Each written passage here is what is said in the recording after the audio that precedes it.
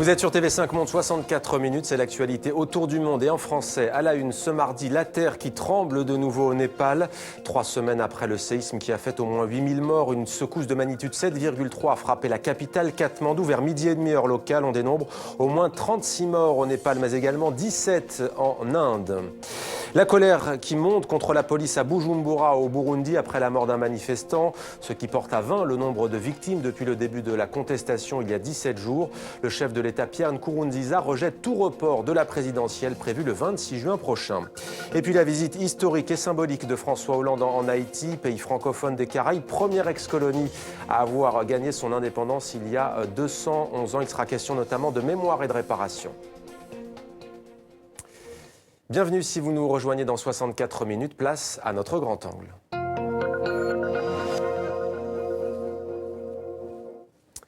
Fans de manga, sortez vos mouchoirs, pourrait-on dire. C'est demain que sort sur les écrans français Naruto The Last, le film qui marque la fin d'une ère de 15 ans dans la vie du ninja.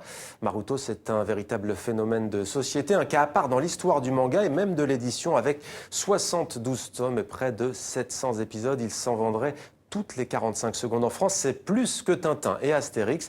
Alors le talent narratif rétro-futuriste de l'auteur Masashi Kishimoto suffit-il à expliquer le phénomène? Avec nous pour en parler, Stéphane Beaujean, bienvenue à vous, merci d'être avec nous. Vous êtes le co-responsable artistique du Festival international de la bande dessinée d'Angoulême, c'est en France. Vous êtes également le rédacteur en chef de la revue Kaboom. Avec nous également Pascal Benatar, merci d'être avec nous également. Vous êtes le coordinateur de la marque Naruto aux éditions Kana. Avant de vous donner la parole, messieurs, on va regarder la bande-annonce de Naruto, The Last, adaptation du manga éponyme. C'est réalisé par Tsuneo Kobayashi.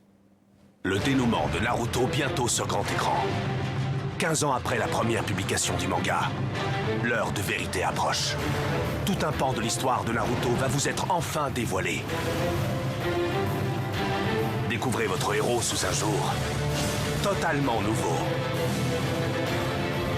Le monde créé par l'ermite Rikudo est un échec. Mon clan ronge son frein depuis des millénaires. Otsutsuki! Pour s'être servi du chakra des fins guerrières, l'humanité tout entière va être châtiée. J'aime ce monde. Je ne te laisserai pas l'anéantir. Avec de la volonté, on fait des miracles. En avant! Je n'oublierai jamais ce jour.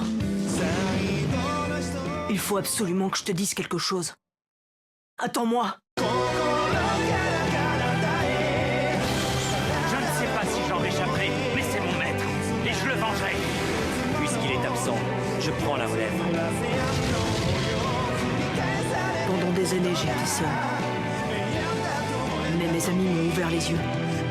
Je sais enfin qui fait battre mon cœur. Et je la protégerai coûte que coûte.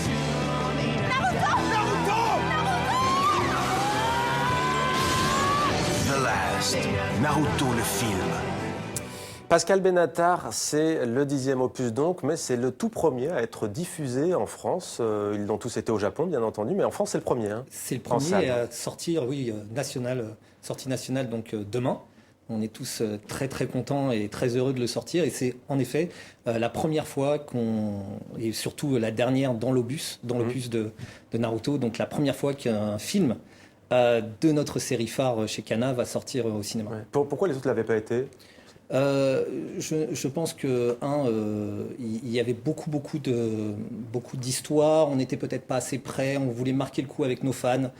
Et puis une sortie cinéma, c'était peut-être un peu trop grand pour nous en tant qu'éditeur papier, éditeur vidéo. C'était pas notre cœur de métier. Et puis on a vu que voilà, Naruto c'est tellement fort chez nous, tellement fort en France. On s'est décidé et puis on a dit on fait le grand pas. Alors ça se passe dans le village de Konoha, 2 ans après la 4e grande guerre des ninjas. Naruto s'apprête à célébrer la fête de l'hiver entouré d'Hinata et de ses amis. Mais soudain, il y a cette météorite qui va déchirer la nuit de son intense lumière. Vous l'avez bien entendu. Exactement. C'est plus intimiste. Qu'est-ce qui caractérise ce 10e volet ? C'est la liaison entre la fin de la guerre des ninjas et le début de la nouvelle vie de Naruto. Je ne vais pas spoiler pour que vous alliez voir le film, mais c'est le vrai lien qui manquait dans la fin du manga en tant que tel. il fallait qu'on parle de Naruto, d'explorer sa vie, de terminer sur le chapitre qui lui tenait à cœur. Ouais, on ne dévoile pas la fin. Donc Exactement. Moi, je l'ai vu personnellement, Voilà. pas un seul encore, mais je l'ai vu. Stéphane Beaujean, vous êtes vous-même auteur, hein, je le précise. Vous êtes à l'origine de Naruto. Il y a bien entendu la série de manga. Vous avez rencontré le créateur, il me semble, hein, à Angoulême. Quel souvenir avez-vous gardé de lui? Non, pas forcément. En fait, je l'ai rencontré dans son atelier à Tokyo. D'accord, c'est encore mieux. Ouais, c'était très agréable. C'était très impressionnant également. J'en ai gardé un très bon souvenir. C'est un auteur de divertissement grand public que je qualifierais légèrement différent de ceux que j'ai pu rencontrer. Parce qu'il est très articulé dans sa réflexion, il est capable de répondre très précisément aux questions que je lui ai posées, ce qui n'arrive pas tout le temps. Quelqu'un qui pense il est très construit intellectuellement, moins intuitif et donc du coup capable d'expliquer plus précisément les raisons de sa création, des choix de thèmes. Mais qu'est-ce qu'il représente au Japon, cet homme? 72 tomes, on le dit, c'est un phénomène de société au Japon. Qu'est-ce qu'il représente aux yeux des fans? Il fait partie des quelques grands auteurs adulés par le grand public. Ils ne sont pas très nombreux. Je crois que Naruto fait partie de ces 5 fameuses séries qui ont dépassé les 100 millions d'exemplaires de vente. Ils ne sont pas nombreux, effectivement. Il y a Dragon Ball, One Piece. Et sa série, un peu plus de 15 ans. Donc c'est une longévité, des records de vente, évidemment. Ça touche tous les publics, contrairement à ce qu'on pourrait penser, pas que la jeunesse. Mais comment vous expliquez ce succès en France? A priori, c'est un art qui culturellement nous est éloigné. Comment, dans le monde culturel francophone, les mangas ont-ils pu percer de la sorte au fil des ans? Il y a plusieurs explications possibles. Je ne sais pas s'il y en a une qui est un peu plus vraie que les autres. Ce qui est certain, c'est que le modèle culturel japonais, il y a une quinzaine d'années, a quand même beaucoup séduit l'Occident, qui était peut-être aussi dans une période de rejet de la culture américaine. Donc c'était une alternative à la culture américaine pour la jeunesse qui était pas inintéressante.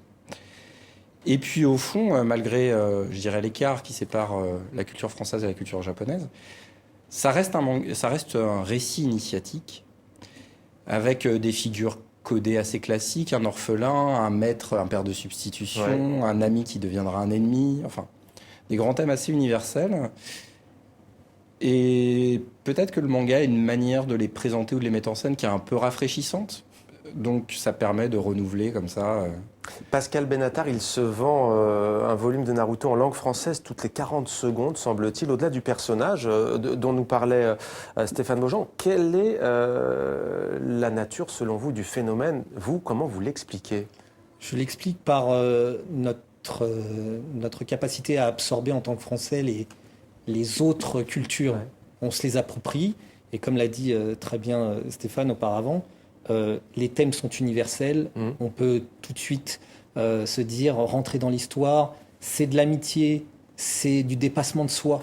C'est toutes ces valeurs qui ont une importance, et elles sont bien sûr exacerbées dans le manga, elles sont très bien montrées.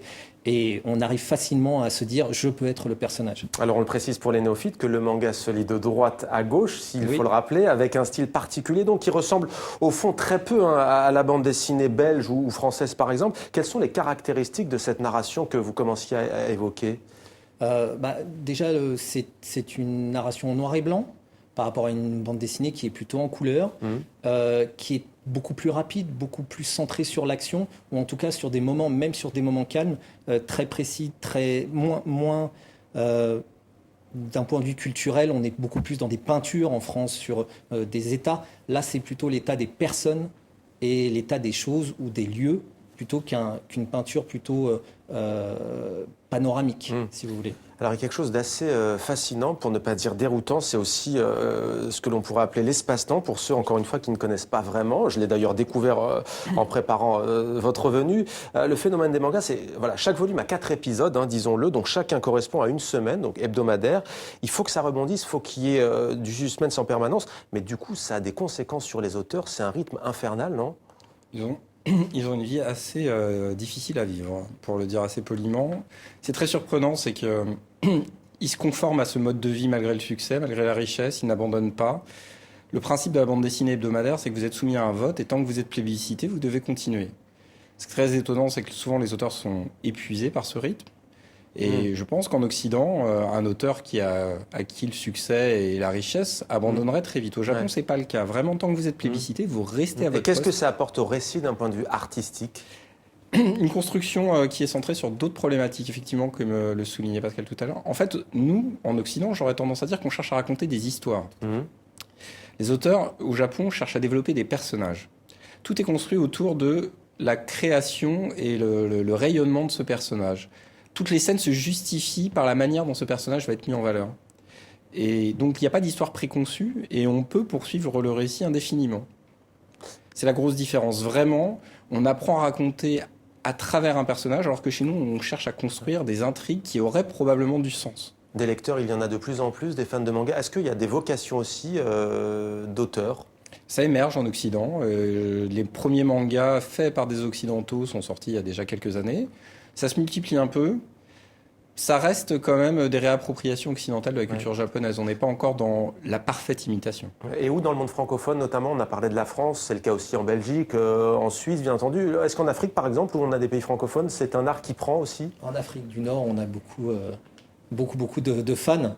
Et que ce soit sur Facebook ou sur Twitter, on a beaucoup d'interactions qui nous demandent quand est-ce que tel volume sort, où ils sont très au courant, presque autant que les Français, voire plus. Mais quelle est la suite? Alors vous disiez ce n'est pas que Naruto, Kana bien entendu, mais quelle est la suite pour Naruto? Est-ce que c'est pas un peu frustrant que le 10e opus soit diffusé et que là, imaginez qu'il y a un succès énorme en salle en France, qu'est-ce qui se passe? Je ne peux pas tout vous dévoiler, mais c'est une série qui a beaucoup de rebondissements et encore une fois, avec Stéphane, on est d'accord sur le fait que les personnages sont développés et il y a toujours des affiliations quelque part. On va pouvoir retrouver peut-être des spin-offs ou des choses qui vont rebondir sur la série principale. Donc je pense que Naruto, en effet, c'est fini là maintenant. Sur l'histoire en tant que telle, il est devenu ce qu'il est, il est devenu adulte et il va, ou en tout cas vous allez pouvoir le regarder, réaliser ses objectifs. Est-ce qu'il y a d'autres endroits dans le monde, Stéphane Vaujean, où le manga fait des émules, si l'on peut dire? Ah oui, il y en a de nombreux. Je dirais proche de nous, il y a l'Allemagne, qui est un pays très dynamique. Les États-Unis, effectivement, sont un pays dans lequel les mangas marchent très bien. Le Brésil, le Canada. C'est une culture qui s'enracine un peu partout aujourd'hui. Contrairement à la BD franco-belge qui s'exporte depuis peu et pas beaucoup, les cultures américaines et japonaises de bande dessinée s'exportent depuis plus longtemps. Et quel défi ça pose pour vous au Festival d'Angoulême, par exemple? Est-ce qu'on peut peut-être dans 10, 15, 20 ans avoir 80% de manga et 20% de BD?